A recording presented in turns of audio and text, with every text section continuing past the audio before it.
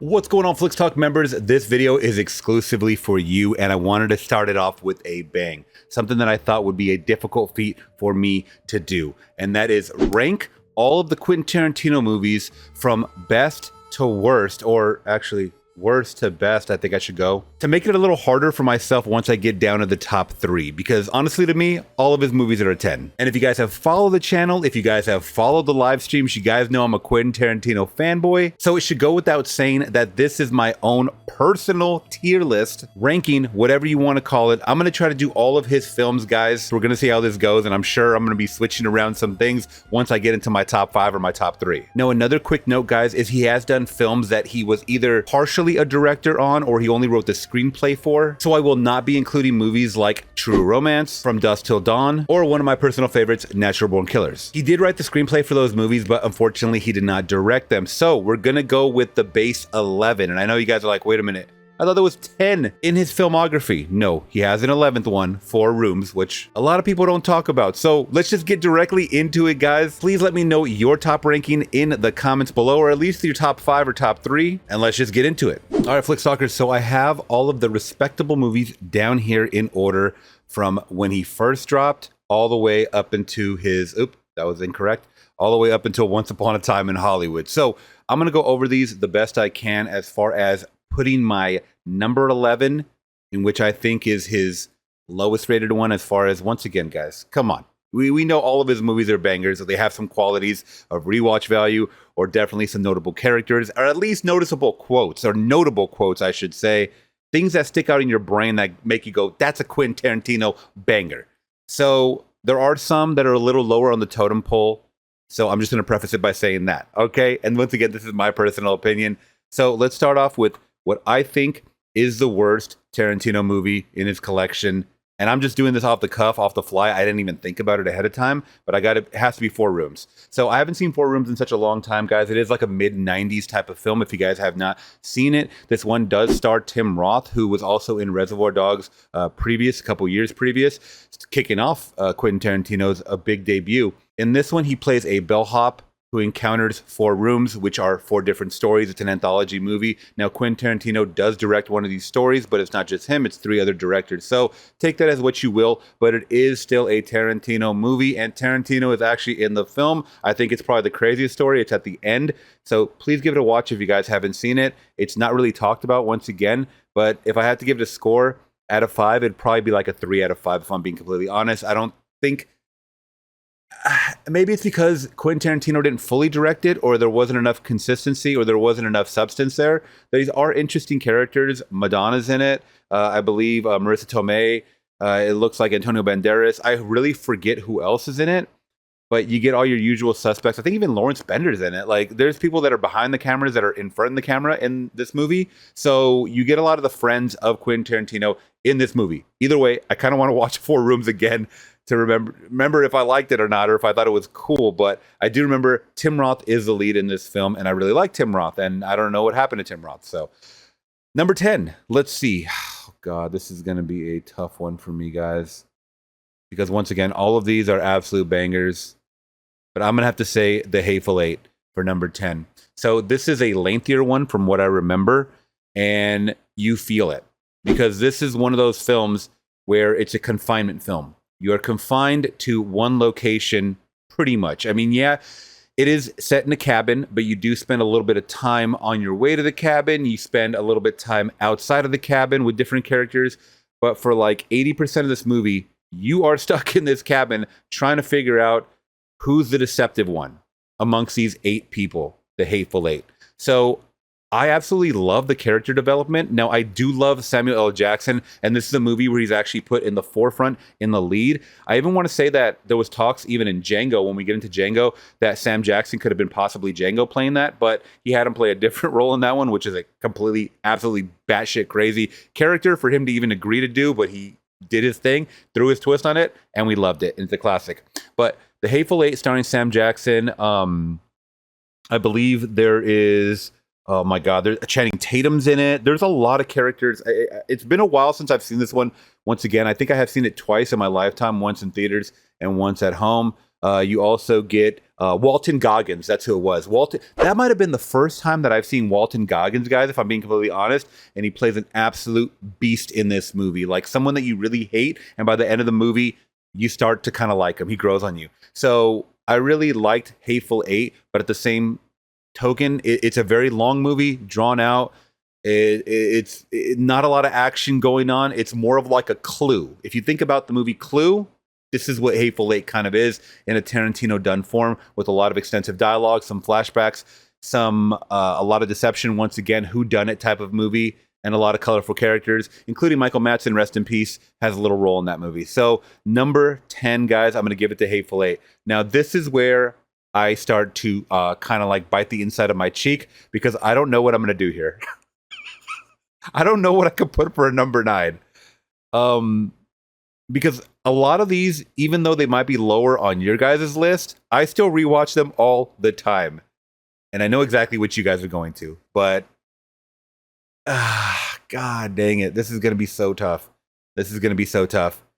I think most people's go-to would be Death Proof, because I know a lot of people don't like that movie, or they think it's like a subpar, or they think it's part of this Grindhouse series.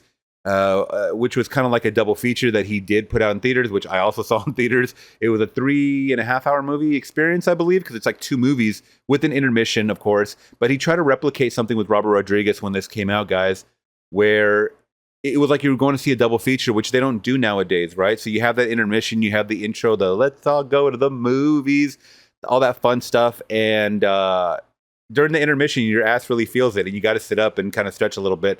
So I liked that experience, though it didn't make any money whatsoever, and it got a really low grading on the critic scale, Rotten Tomatoes, and all that crap, right? I don't care. He was making it to make it feel like an exploitation grindhousey movie of the 70s, and I think he ultimately did with his part in the movie. So he directed Death Proof. Robert Rodriguez directed Planet Terror, which Quentin Tarantino also did star in Planet Terror. So I love those guys, by the way, because they seem like real friends, and they're always helping each other out behind or in front of the camera. So I'm gonna have to say Jackie Brown is where I was going with that, because Death Proof has so much rewatchability for me, guys. I'm sorry, but Jackie Brown is fantastic. Don't get me wrong, it is fantastic. I actually went down to the Quentin Tarantino Pam Grier, I almost said Jackie Brown, Pam Grier inspired coffee shop entitled Coffee, because he loves Pam Grier so much. That's why he created this movie. He wanted to do this movie with her for such a long time. And you also have Michael Keaton in this movie. You have Robert De Niro. You have a lot of great stars in this movie. Why we didn't see more of De Niro in Quentin Tarantino films, I don't know. But if you're looking for some stellar acting, De Niro has it here. Jackson has it here. Even Michael Keaton's small role as a detective has it here.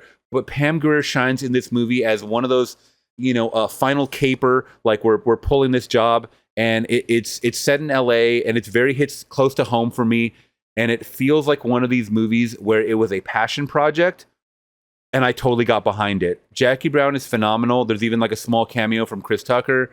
So I really do like this movie a lot, guys. I'm going to be honest, it doesn't have the most rewatchable value, because it's just kind of like a cut and dry movie. Has a very good ending as well. I'm drawing a blank on the other. There's another big actor involved with this who passed away a couple years back. It was Robert Forster. Yes, Robert Forster, who passed away in 2019. So more than a couple years ago, about 6 years ago, guys, who absolutely shines in this movie. He has a little thing with Jackie herself, and I really liked it. I really dug it.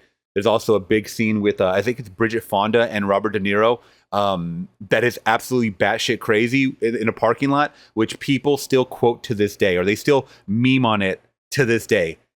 And it's funny, you know what? I always see people posting the picture, the meme of that Jackie Brown scene, but I don't even think these people have seen the movie. So that's what makes it funny, is that a scene can stand out, or a clip can stand out, and someone doesn't even know where it's from.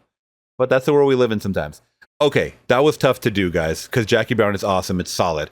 Just came out with a 4K release as well. So next up, amongst all of these, I'm going to have to put Death Proof. Like I said, it was hard going between Jackie Brown and Death Proof, but Death Proof I watch at least once a year. It stars Kurt Russell, guys. It's another one with Kurt Russell. I forgot to mention that Kurt Russell is also in The Hateful Eight. He's great in that film. But in this movie, guys, he plays a damn stuntman Mike. You guys got to check this one out for the simple fact that Kurt Russell sells it. If you grew up on Kurt Russell, whether it's Snake Plissken, any other character, Tango and Cash, you guys are going to love this character here because he definitely seems like, once again, this exploitation type of character, even though it's supposed to take place in modern day. It's just that his character himself is stuck in the 70s. You know, he starts talking about all these old shows that he did stunts for, and the younger people have no clue what he's talking about. So it's very, very funny to see, guys. Please check out Death Proof today if you guys can. Now, here we go. And now I'm about to have a heart attack. This is heart attack mode for me right now. So, oh, God. And we still have 7 more to go. And this is purely going based off of the overall quality of the movie, the overall rewatchability of the movie, how it grasps me in the time. So that being said, I'm going to have to say Kill Bill Volume 2. Now, Kill Bill Volume 1, even though this is, you know, a 2-parter, the second one, I feel like in the first movie, they attacked, you know, if you haven't seen it, it's pretty much a revenge flick. And they tackled some awesome characters in the first movie, Vanita Green, Orenishi, and you have some of the, you know, the Crazy 88. You have these characters. You also have Buck. I'm Buck and I'm ready to fuck. You have these characters that are introduced to make that movie iconic as it is. So then you jump to the sequel and you expect to have the same caliber of characters that are left for the bride to mow down. Now, you still have a Michael Madsen's character. You still have Daryl Hannah's character, but they don't really go out in a extremely glorious way. Maybe Daryl Hannah. Daryl Hannah is actually, their fight scene inside of that trailer is really, really cool. So that's very, very epic. And then, of course, the final showdown with Bill, which is very anticlimactic, if I'm being honest. Some of the monologue that leads up to it makes it very iconic and quotable once again. Also, Michael Parks has an amazing part, which I didn't even know was Michael Parks until years later. I love Michael Parks, and he was a huge part of the Tarantino universe. But there's something about Kill Bill that's Volume 2 that's very slowed down, but it's still a good quality picture. It's just that if I have to number it, guys, this is where it's going. So that's where I'm going to put it, number 7. So let's go. Number 6, guys. Oh, shit. This is where we start getting into the fun pictures, meaning that they're just wacky, wild. Maybe not Once Upon a Time in Hollywood, but everything else is just pretty much batshit crazy. Okay? So if I have to choose a number 6, God, I'm going to need some water on this one. I'm going to take a sip real quick. If I had to pick it, and I'm doing it for you guys, the members, if I had to pick a number 6,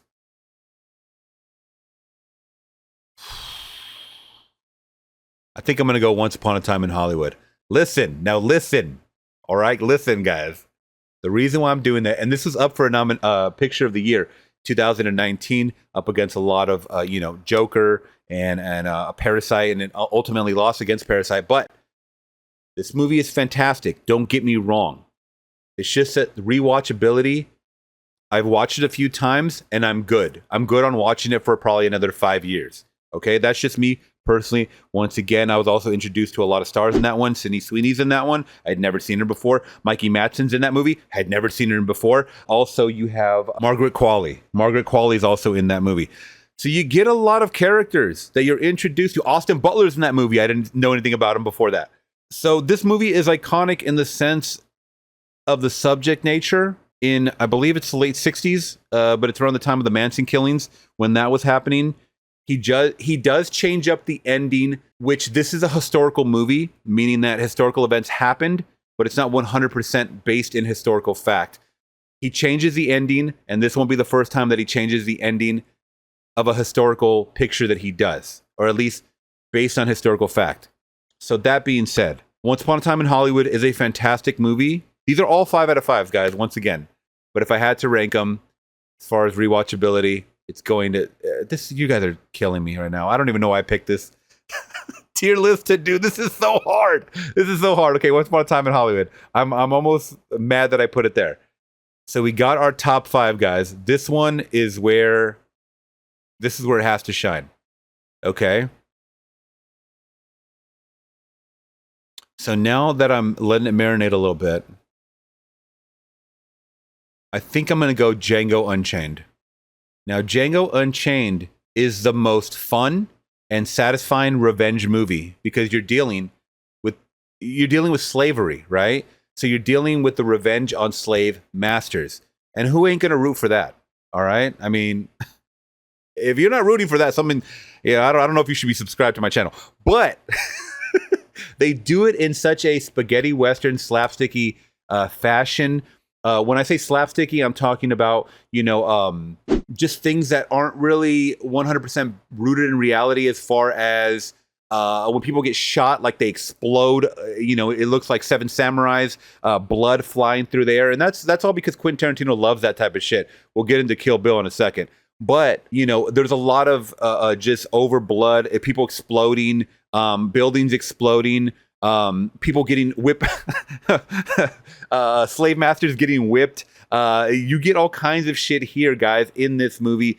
And not to mention, you get an amazing performance from Leonardo DiCaprio, who has a ferocious scene with Kerry Washington and Sam Jackson's in the room, Christoph Waltz and Jamie Foxx, and he goes off the cuff and he does something where he injures his hand, but you know what? They don't yell cut. He keeps going.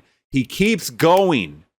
And that really shows you the method, the amazing determination actors like this have to roles like this. And you might pass it off when you hear about Django Unchained. Okay, a freed slave that goes seek revenge. Oh, it sounds, too 70s or exploitation or whatever. No, this absolutely works in the time that it came out. I believe 2010, 2009, something like that. Check it out, please, guys, if you haven't seen it. Jamie Foxx shines in this role. There was Will Smith was actually supposed to be Django, if you can believe it or not. Christoph Waltz shines in this movie. Amazing, amazing, amazing. That ain't gonna be the first time we talk about Christoph Waltz. So that's why I'm choosing Django as number 5. It was hard to do, but this is another one.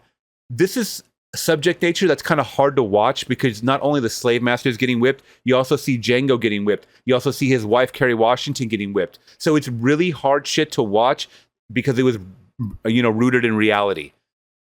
That wasn't even that long ago if you really think about it. So I love this movie, Django Unchained. I think it's a very well-made movie. Has an amazing soundtrack. Everything's hitting on all cylinders. It breaks my heart to do it. You got to go number 5, buddy. Okay. So now here we go, guys. Reservoir Dogs, Pulp Fiction, Kill Bill, Volume 1, and Inglourious Bastards. So the last four, guys.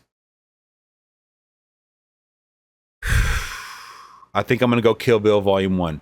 And I have a story for this. So Kill Bill, Volume 1 at number 4.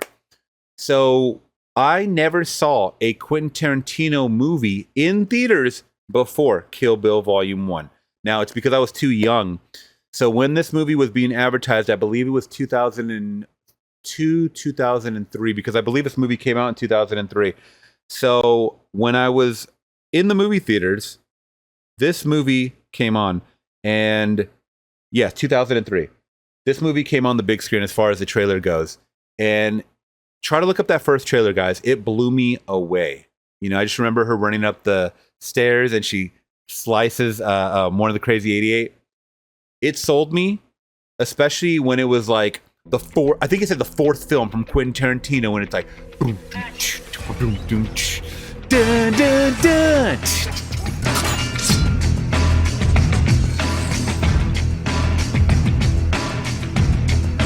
Oh my God, guys. I was a teenager at that time, and I was still in high school, and this made me want to get into cinema so much more after seeing this.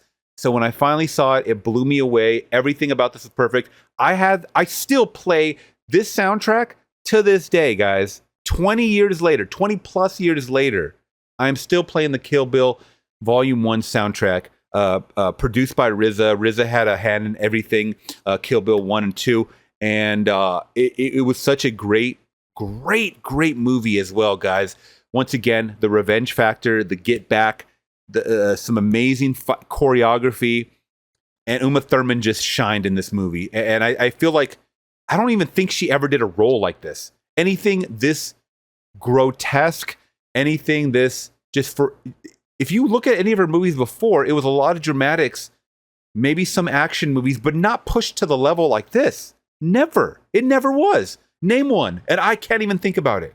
So Kill Bill Volume 1 was my first introduction to a movie theater experience from Quentin Tarantino, and I instantly became a fan. I went back and I watched all his old movies. So that being said, let's get back to his old movies, or his core movies, the first two, and then you also have Inglourious Basterds. Now, Inglourious Basterds, guys, yes, it is a later movie. I believe in 2000 and, oh, I'm sorry, I had that wrong, guys. So Django Unchained, I believe, came out 2013, and Inglourious Basterds came out in 2009. Okay, actually, Django Unchained came out in 2012. Okay, I'm remembering these numbers wrong. Sorry, guys. So they came out about 3 years apart. But Inglourious Basterds is a through and through amazing movie, and it holds even more weight viewing it in 2025. Trust me on that one. Watch it, guys, in 2025. You will see so much cultural significance now than ever before. I mean, other than like World War II. But this movie, it put Brad Pitt in a whole different light for me. Okay? So you got our band of bastards, pretty much. Also, you have Eli Roth as the Jew hunter, the Jew bear. The Jew hunter is Christoph Waltz. I'm sorry for that. And the Jew bear was actually supposed to be played by Adam Sandler. But how funny would that have been if Adam Sandler was playing this big, brawny guy that was beating Nazis with a fucking bat? That would have been insanity. I would have been laughing because as soon as I see his goofy ass face, I can't help but laugh on screen. I'm sorry, I can't hold it in.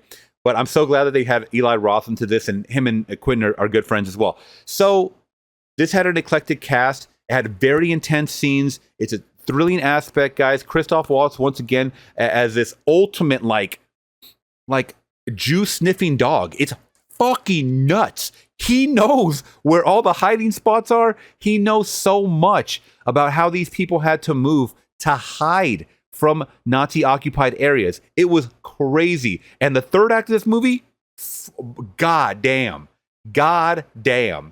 They went there. They totally went there. They rewrote history a bit by this scene. But it's so satisfying. Once again, it is so satisfying, guys.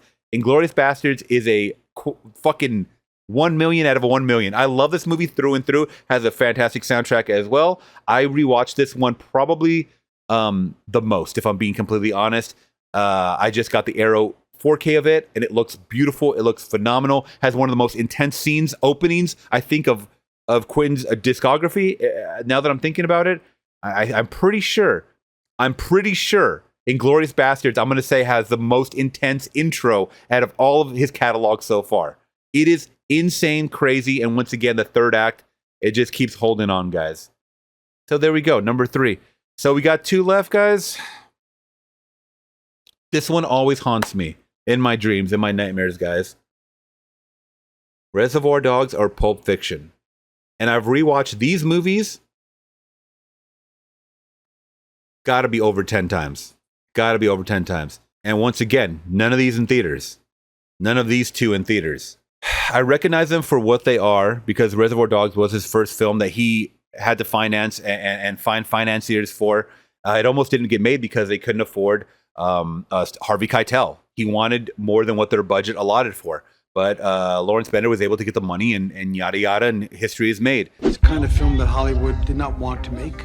Quentin was going to give up directing the script because of our difficulty raising the funding. And I urged him to direct it. I wanted him to direct it because in the text, his talent was so vivid to me that I felt he should direct it, and I didn't want to do it unless he directed it. And I got involved in helping Quentin with the casting, which an actor of my experience should do for a young director, a first-time director. I wanted Quentin to be able to see all the actors he could to make the best choices he could. So there was no money in the budget to finance a trip to New York to see New York actors, so I financed that. They came with a great script. They came with a bunch of great characters. Quentin does star in this one. Tim Roth, Michael Madsen, once again, Steve Buscemi, Harvey Keitel. It's amazing. It's amazing the setup of these criminals that have to come together to work on a job. It's a diamond heist. But what they do with this movie is they set up all the characters, they talk about this heist, and they don't show the heist. They don't show the fucking heist. Now, most people would think that that's absolutely insane. So what do? They jump cut to them going to the safe house, warehouse, and people are shot, people are dead. We don't find that till later on, but we see the aftermath. Now, it's not until we start getting our dialogue with the surviving characters, I'm not gonna, let you guys know in case you haven't seen it, that things happen, and then we start getting flashbacks. One of the greatest, Steve Buscemi, running through LA, shooting at cops. Woo! You want to talk about GTA? This was GTA before all that GTA, okay? So it was awesome in that sense. This script, there's something about this script I think is the best out of every single one on this list right here, guys. This script is so realistic. I don't know how Quentin fucking does it. I don't know how he does it. But he captures dialogue and people that bullshit amongst friends so well. So well. It's like I'm a fly on the wall with these guys in the 90s. Now, Pulp Fiction. Pulp Fiction is our introduction to Quentin's style, his new style, which he used in Kill Bill as well. I believe it's also used somewhat in like Once Upon a Time, where you have these chapters or you have scenes out of order, right? Or you jump forward and then you jump back, and then, I don't know what they call it. It's not like a chronological thing, but you get to see stuff like that in his movies. You also get a stellar cast of Uma Thurman, John Travolta. He revitalized John Travolta's career. John Travolta was in a slump before Pulp Fiction. His movies were not hitting with the critics. They were getting very average meh reviews. He revitalized John Travolta in this movie as someone who works for Marcellus Wallace, played by Ving Rhames, who's like a crime boss. He takes out his his orders for him and Sam Jackson. They look very cool with their suits on, very like Reservoir Dogs. And he's a heroin addict in this movie. There's a lot going on with these characters.